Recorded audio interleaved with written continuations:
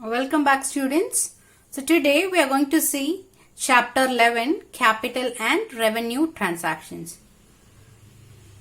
So what is the main objective of accounting? For any business transaction, the main objective of accounting is to ascertain the results of operation and the financial position of the business.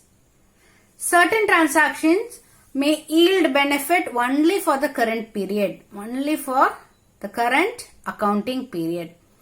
Or some transactions may yield benefit for more than one accounting period. So you have revenue transactions and capital transactions. So capital transactions will yield benefit for more number of years. For example, we are purchasing a machinery and we are putting that into use. We are producing goods with the help of the machinery. So we are utilizing the capital asset machinery in order to produce goods. So this machinery is used for say for example 5 to 10 years you are utilizing that to the fullest extent. So as human beings we have an average life expectancy, right? Similarly these equipments or machinery also has a life. So it will work without any problems, say around 5 years. And you have to maintain that properly. Right? So if you want to maintain that machinery, we need to spend some amount for the maintenance. That maintenance is recurring. But when you purchase that machinery, that one-time investment which will yield benefit for more number of years. So when that purchase of an asset takes place, it is a capital expenditure. Whereas the maintenance for that machinery to run smoothly will recur every now and then. That comes under revenue. So, transactions which yield benefit for only the current period and which is also recurring in nature will come under revenue transactions. And the transactions which yield benefit for more than one accounting period but non-recurring in nature. Once you invest in that asset, you can enjoy the benefit for more than 1 year, for a longer period of time. So those transactions are called as capital transactions. So revenue transactions can be revenue expenditure or revenue receipt. So nature for revenue transaction is that it is recurring in nature. Second one, it is only for that current accounting period, current year. Then it is during the normal course of business. These things happen during the normal course of business. Coming back to capital transactions, you can classify that into two: capital expenditure and capital receipts. When we purchase an asset, the benefit is enjoyed for more number of years. That purchase of an asset, the amount which we spend comes under capital expenditure. When you make a sale of an asset, that comes under capital receipt. So when you make a sale of an asset, in return, you will get money. That is called as a capital receipt. The amount which is spent in normal course of business like maintenance of your machinery. You are spending some amount every time in order to maintain smooth functioning of your business. The amount which is spent for the normal activities of your business, that comes under revenue. Here, in case of capital, it is non-recurring in nature. Capital transactions are non-recurring in nature and the benefit will last for more number of years. So these are few differences between a capital transaction and revenue transaction. First point, as we discussed, it yields capital transactions yield benefit for a longer time, more than one accounting year. If it is more than one accounting year, those transactions come under capital. And in case of revenue transactions, it yields benefit only for the current accounting year. Capital transactions are non-recurring in nature. As I told you, when you purchase a machinery, you will be utilizing it for more number of years. You won't keep changing every now and then. Right? So it is non-recurring in nature. Revenue transactions are recurring in nature. It happens during the normal course of business. So it keeps on recurring. You tend to spend and you tend to receive. It happens during the normal course of business. So it reoccurs every time. So recurring in nature. So third point, capital transactions contributes to the revenue earning capacity of the business. So through the machinery, we will produce goods, we will make a sale. So it helps us to generate revenue. So capital transactions contributes to the revenue earning capacity of the business. Whereas in case of revenue transactions, as I told you, it happens during the normal course of business to carry on the day-to-day activities of the business. Like we used to pay salary to our staff, right? So it happens every time. It is recurring in nature and it is done in order to carry on the day-to-day activities of the business. So transactions which are carried out on regular basis for the maintenance of the business comes under revenue transactions. Then capital transactions, it increases the profit earning capacity of the business. So how will we earn profit? Only when you either sell goods or services, you tend to make profit, right? So if you want to do that, you need to produce goods. How will you produce? You need machinery, you need raw materials, all those things. So machinery, when you purchase machinery in order to carry on your business, if you want to manufacture something, so through that, the profit earning capacity of the business is increased. Hence, it comes under capital transaction. So, if you want to maintain the profit earning capacity, the amount which you spend on it comes under revenue. So, revenue transactions are those which maintains the profit earning capacity. For example, advertisements. So, it helps us to maintain the profit earning capacity. So now we are going to look into the classification of expenditure. Expenditure can be classified into three categories.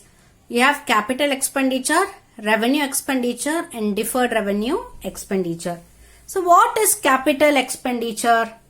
So it is an expenditure which is incurred during an accounting period, the benefits of which will be available for more than one accounting period.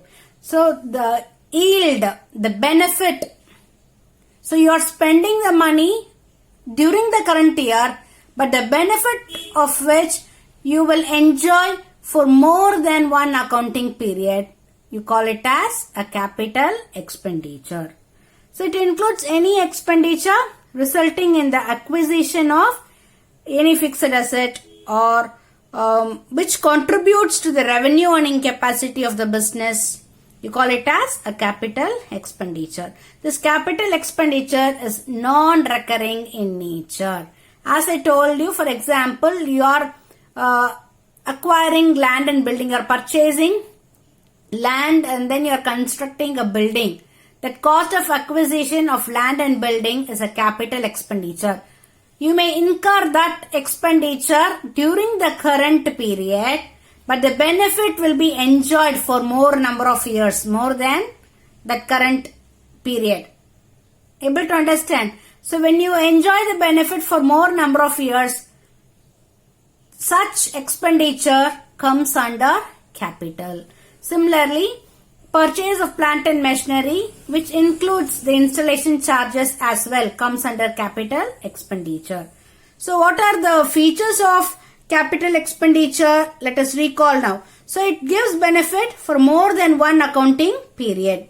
So it includes acquisition of fixed assets and all expenditure incurred up to the point an asset is ready for use. Then it contributes to the revenue earning capacity of the business. So when we purchase plant and machinery, we are going to use it for production, right? We are going to produce goods using that machinery. So this will contribute to the revenue earning capacity of the business. So as I told you, it is non-recurring in nature. Once we invest a huge amount, heavy amount on the acquisition of asset, we are going to enjoy the benefit for more number of years. So it will not recur again and again. It is non-recurring in nature. Then it is this item will be shown on the asset side of the balance sheet. So capital expenditure will be shown on the asset side of the balance sheet. So as I told you, you have two examples: cost of acquisition of land and building, purchase of plant and machinery including installation charges, then acquisition of office equipment, computers, air conditioner, all these things are some of the examples for capital expenditure. Next comes the revenue expenditure. So these expenditure happens regularly during the normal course of business, right? So the expenditure incurred for day-to-day running of the business or for maintaining the earning capacity of the business, you call these expenses as revenue expenditure. So the expenditure which is incurred in order to run the business on day-to-day basis and for the maintenance of the earning capacity of the business, you call it as revenue expenditure. So these expenses are recurring in nature. It happens regularly. So it is incurred to generate revenue for a particular accounting period. And the revenue expenditure may be incurred in relation with a particular accounting period. For example, purchase of goods for resale. You are purchasing goods from another company and you are going to make a resale. You are going to resell those goods again. You are purchasing only for the purpose of resale. So it happens during the normal course of business and it is recurring in nature. So now let us look into the features. So as we discussed, it is recurring in nature and it is incurred for maintaining the earning capacity of the business, and those benefit or yield will be enjoyed only for that current period. So benefit expires in the same accounting period. These revenue expenditure will be shown on the debit side of your trading and profit and loss account. So in capital expenditure, I told you it will be shown on the asset side of balance sheet. Now these revenue expenditure will be shown on the debit side of our trading and profit and loss account. The next comes the deferred revenue expenditure. So it is just in between the capital and revenue. So in capital transactions, we have seen the benefit will last for more number of years, more than one accounting period. And in under revenue, it is only for the current period. We have seen these two things under capital and revenue expenditure. So deferred revenue expenditure, which is a revenue expenditure in nature, the benefit of which is to be derived over a subsequent period or periods. So it is partially, though it is revenue in nature, it is recurring in nature. It is not actually recurring every now and then like the revenue expenditure. But say for example, you are going to introduce a new product into the market. So you will incur a heavy expenditure on advertisement, right? This heavy advertisement expenses comes under this deferred revenue expenditure. So you are spending it in order to maintain your profitability or maintenance of your earning capacity of the business. That part comes under the revenue, but it is a huge investment. And once you invest a huge amount for advertisement, the benefit will be enjoyed not only during the current period, it may also extend to the next subsequent year, subsequent period, the sense 1 or 2 years more. Not only during the current accounting period, it may further extend to 1 or 2 years. So you call that expenditure as a deferred revenue expenditure. So it is a revenue expenditure, the benefit of which is to be derived over a subsequent period or periods. Under revenue expenditure, we have seen it is only for the current period. Here, deferred revenue is also like a revenue expenditure, but the benefit will be enjoyed not only during the current period, but it may also extend to the subsequent year or years, 1 or 2 years. Then it is not fully written off in the year of actual expenditure. It is written off over a period of certain years. So as I told you, considerable amount spent on advertising, major repairs to plant and machinery. So you'll be maintaining your machinery by putting oil and just taking care of all those things regularly. If you incur maintenance expenses every now and then, or you are spending it every month in order to make sure your asset is maintained properly and it will work efficiently. So those maintenance charges which has been incurred regularly comes under revenue expenditure, but major repairs to plant and machinery will occur once or twice during the lifetime of the asset. So those major repairs to plant and machinery comes under deferred revenue expenditure. So you will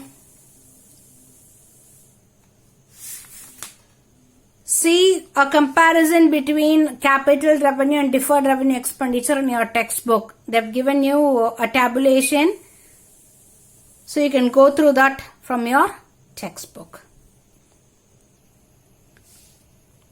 Receipts can be classified into capital receipts and revenue receipts. So what is a capital receipt? A receipt which is not a revenue receipt comes under capital.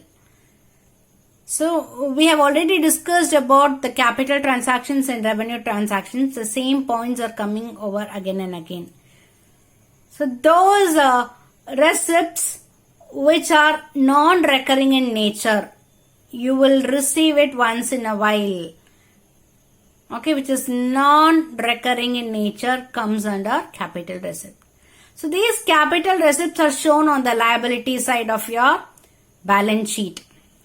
Example, sale of fixed assets or any long-term loan raised from bank or financial institutions. You are receiving that money, which is quite large, a substantial amount, a bigger amount, right?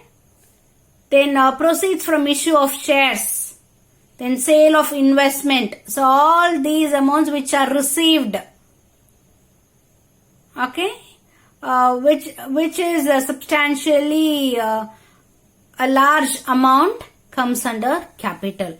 Then revenue receipts, which are obtained in the normal course of business and it is recurring in nature. Example, sale of goods. So it happens every day. So it happens regularly. It is a normal activity which takes place. Sale of goods, then interest on investment received. So all these revenue receipts will be shown on the credit side of your profit and loss account. Capital receipts will be shown on the liability side. Capital expenditure will be shown on the asset side. Revenue expenditure will be shown on the debit side of trading and profit and loss account. Revenue receipts will be shown on the credit side of your profit and loss account. So again, the difference between capital receipts and revenue receipts are given in your text. You can go through that. And one more point, these capital receipts, the amount are not available for distribution as profit. Okay, so you cannot use the capital receipts to distribute profit. Whereas revenue receipts, the excess of the revenue receipts over the revenue expenses, the difference amount. Only if you have more of revenue receipts, your revenue receipt should be more than your revenue expenses. Only when you have a surplus amount that can be used for the distribution as profit. So your lot of examples are given for capital and revenue items in your textbook. So you can go through that. And all those illustrations, a solution is given. You have to just identify whether expenditure. We will just look into one illustration from the text. Illustration number 1. State with reasons whether the following are capital or revenue expenditure. So expenses incurred in connection with obtaining a license for starting the factory for rupees 25,000. So when you obtain a license for starting the factory, it is non-recurring expense. So this will happen only once, right? So this item comes under capital expenditure. So it is a capital expenditure. You look at the solution now. It is a capital expenditure since it is incurred to acquire the right to carry on business. It is an initial expenditure which has to be met out. It is a license for starting the factory. Then the next one, a factory shed was constructed at a cost of 2 lakhs. The sum of 10,000 had been incurred in the construction of temporary huts for storing building material. This 2 lakhs and that extra 10,000 for construction of temporary huts, all these comes under your capital expenditure. So you are constructing your factory building, construction of building, including the cost of temporary huts, comes under capital expenditure.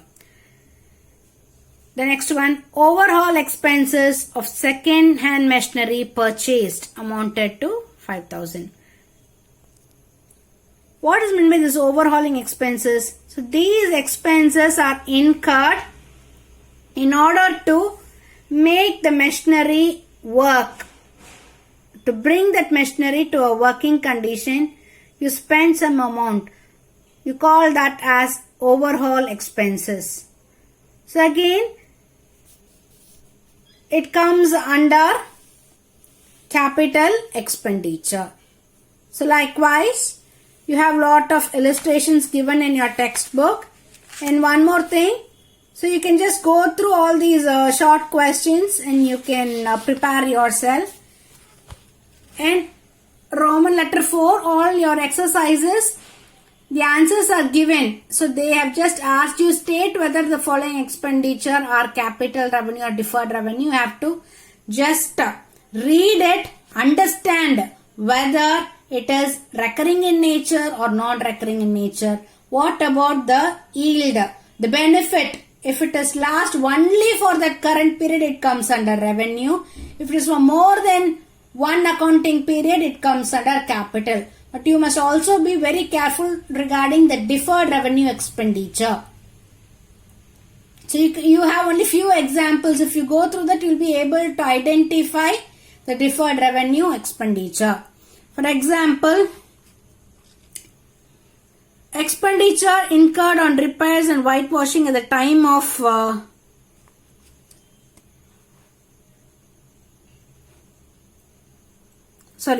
advertising expenditure, the benefits of which will last for 3 years. So as I told you, advertising expenditure, here it is a heavy investment on advertising and the benefits which last for 3 years. Normally advertisement comes under revenue. You keep it as a recurring expenses for maintaining the revenue earning profit earning capacity of your business. But when you spend a substantial amount on advertisement and the benefit which lasts for more number of years, not only for the current year but also for the subsequent year or years, that comes under deferred revenue expenditure. Here the first one, as I told you, advertising expenditure, the benefits of which will last for 3 years, comes under deferred revenue expenditure. Likewise, you have to just go through, you need to classify whether it comes under capital revenue or deferred revenue. That's it. So the answers are also given. It is just like a one word questions. So you can expect this for 2 marks. 2 transactions will be given. You have to see, you have to classify. 2 items will be given. You have to classify whether it comes under capital revenue or deferred revenue. If they give 3 items, it will be for 3 marks. If 5 items are given, it is going to be for 5 marks. So better just go through all these exercises. The solution is given just beneath that. It is only classification. It is like a one word question. So you can go through this by yourself. Thank you, children.